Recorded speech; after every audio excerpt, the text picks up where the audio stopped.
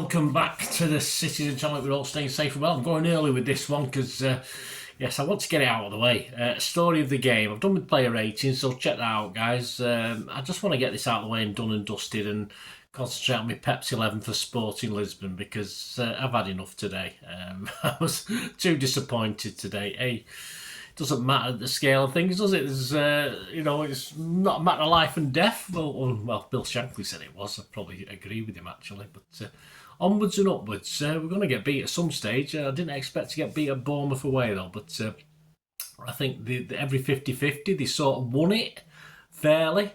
And they got a bit of the bounce of the ball as well. I mean, there's one episode in the game where our players were sort of falling over, not getting to the ball, or it hit them and ricocheting back to a Bournemouth player. It was like Keystone Cops it was on the pitch. But no, credit I will say now, Bournemouth thoroughly deserved that, as I said in the player rating show. So I'm going to have a quick count back to the game, a quick look at the game. It's usually a serious and not so serious, although I didn't find much to laugh about today, but I will laugh because that's what we've got to do. We've got to take it on the chin and carry on regardless, haven't we? So we'll have a look at Bournemouth 2, City 1 on the 2nd of November 2024, 3pm kickoff.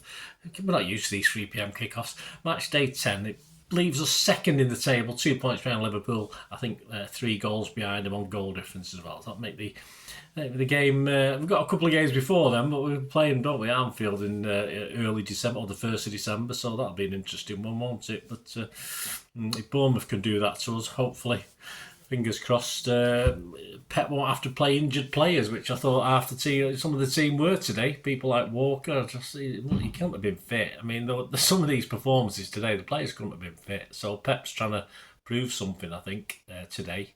He's on about players playing with pain and stuff like this. I mean, why not just stick 2 or 3 of the young kids in? I don't know. But Pep always likes to do it. Takes these stands sometimes, doesn't he?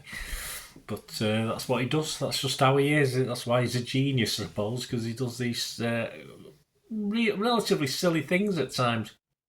Anyway, let's get on with it, guys. Let's get on with this. I've got no newspaper headlines and stuff like that because I'm going early with this, so I don't know what they are. But we'll talk about the game itself. Please, before I do, if you are new to the channel, smash that like button, guys. Cheer me up. That'd be wonderful. Cheer yourself up. Give it a good smashing like that. Just imagine it's United fans' head. Just smash it like that button.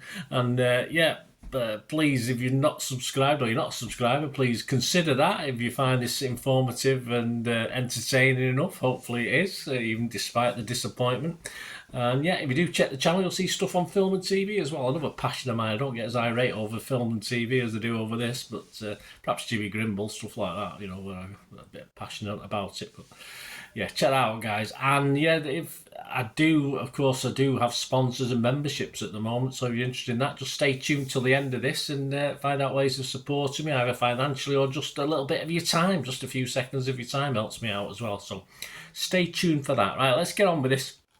Pepsi 11, 3 changes to Spurs.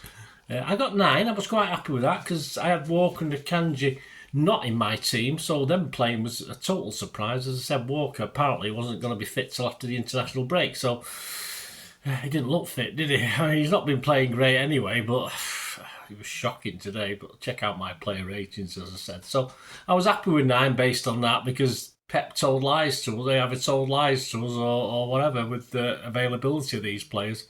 So the starting 11, Ederson, Walker back as captain, Akanji, Aki, Gvardiol, Kovacic, Gundog, Bernardo, Foden, Nunes and Haaland.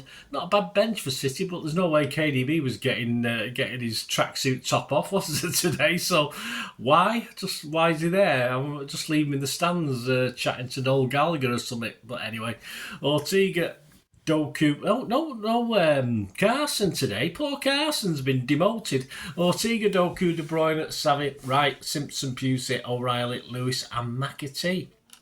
Bournemouth, I'll give you their starting 11 above with the subs. Travers, Smith, Zabanyi, Zanesi, Kirkes, Cook, Christie, Semenyo, Kluivert, Tavernier and Evan Nilsson. A lot of those guys cause us a few problems today, don't they? Especially Evan Nilsson, Tavernier, Kluivert and Semenyo and Kirkes. So I was quite impressed. Well done Bournemouth, I'll say it again.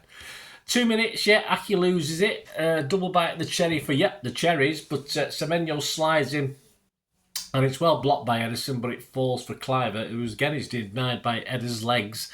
A little bit of poor finishing and good positioning, I'll put this down to. Credit Edison, but yeah, Bournemouth at times didn't take full advantage of chances that came their way. But we didn't have long to wait. Again, we're 1-0 down. How many times has that happened this season? Kirkes beats Foden. Where the hell was Walker? I'm not sure where he was. Wasn't that his position? Foden's defending in the right back position, absolutely shambles.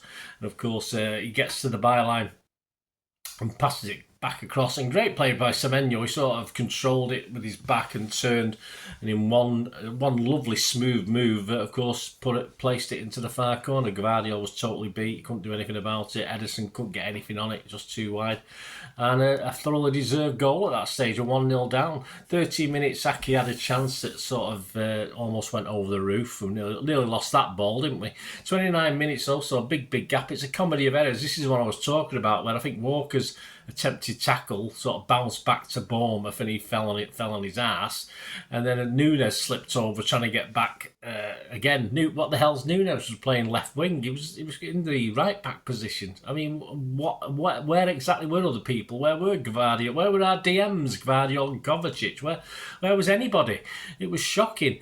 Fortunately though, after a couple of other fallovers and errors, it fortunately got shot wide, so we got away with that. But it was horrible to watch. 31 minutes, a chance for Bernardo.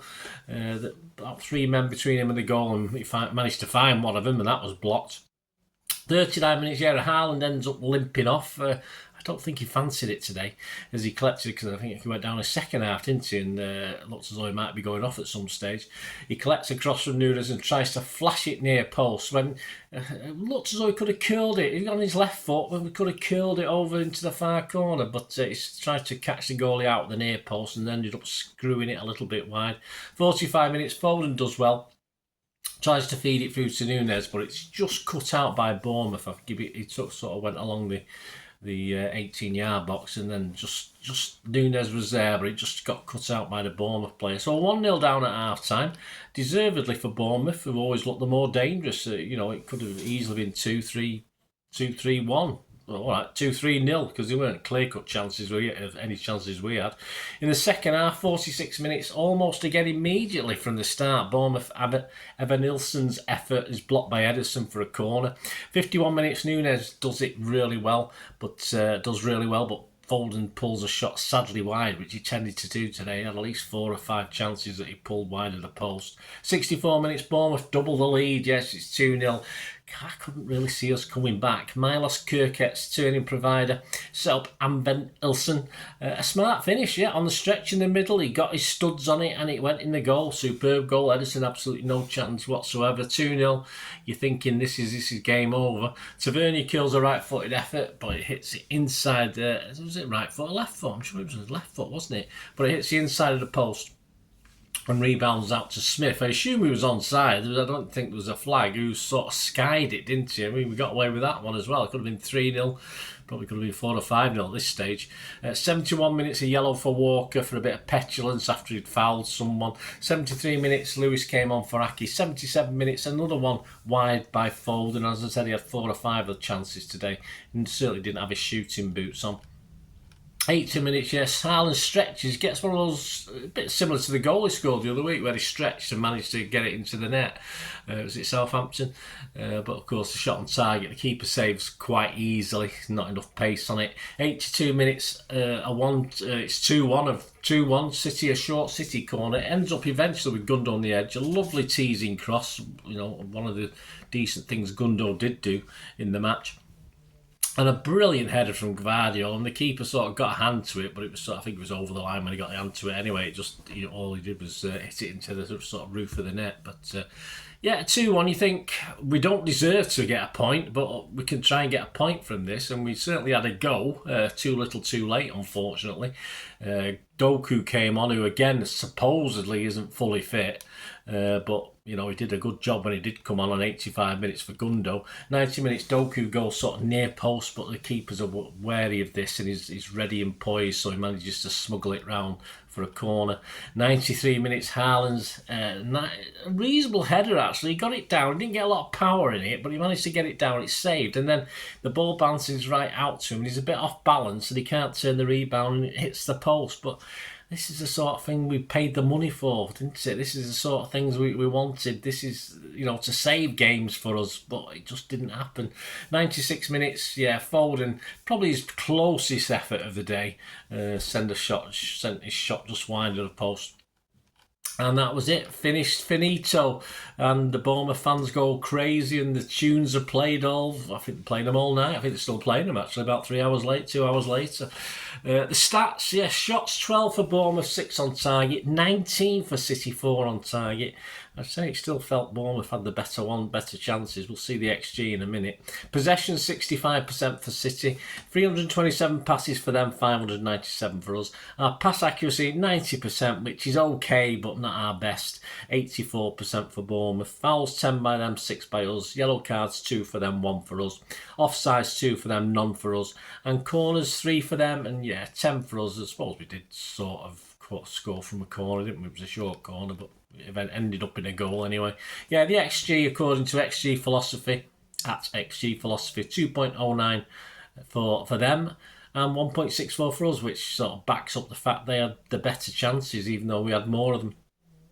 Man of the match, I think most people say Ederson. I'd put Ederson just ahead of Núñez. I can't really think of anyone else on a disappointing day. I just thought they really wanted it. No headlines, as I said today, guys. I just wanted to get this done out of the way. Bit disappointed. They said 50-50 balls, he wanted it. They got got a rub of the green with a few of the bounces of the ball, etc. But all credit to them. Hey, they had a go, and even when they went a goal up, they didn't automatically sit back. They looked dangerous on the break, and took full advantage of a very stuttery City side, a very stuttery defence.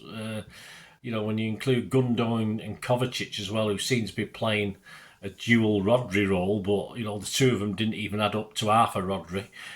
So that was the problem. Gundo saved his blushes with an assist, but again wasn't at it. Kovacic struggled. I don't think Kovacic plays that well next to Gundo anyway.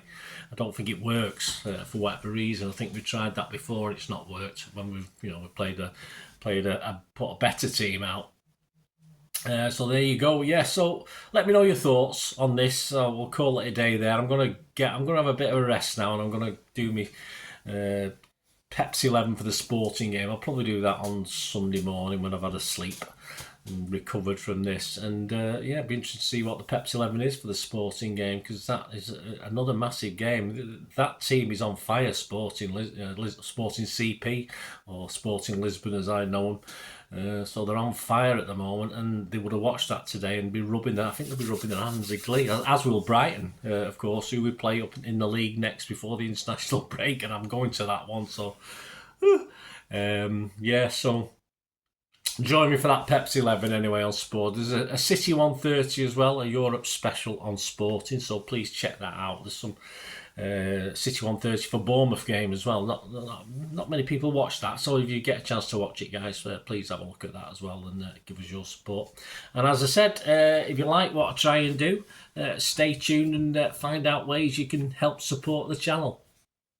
I hope you enjoyed the feature, and if you can support me through the subscription, if you can subscribe, guys, that'd be wonderful if you've not already done so. We do actually have memberships at the moment, just 99p a month, so you get access to all my City stuff, including all the history vlogs, dozens and dozens not been published yet that you get immediate access to, and every time I do a edit and do a vlog, you get immediate access to it as well. So you can have a copy of scripts as well if you want any hard copy of the sort of things I do on matches and teams and managers and players, etc.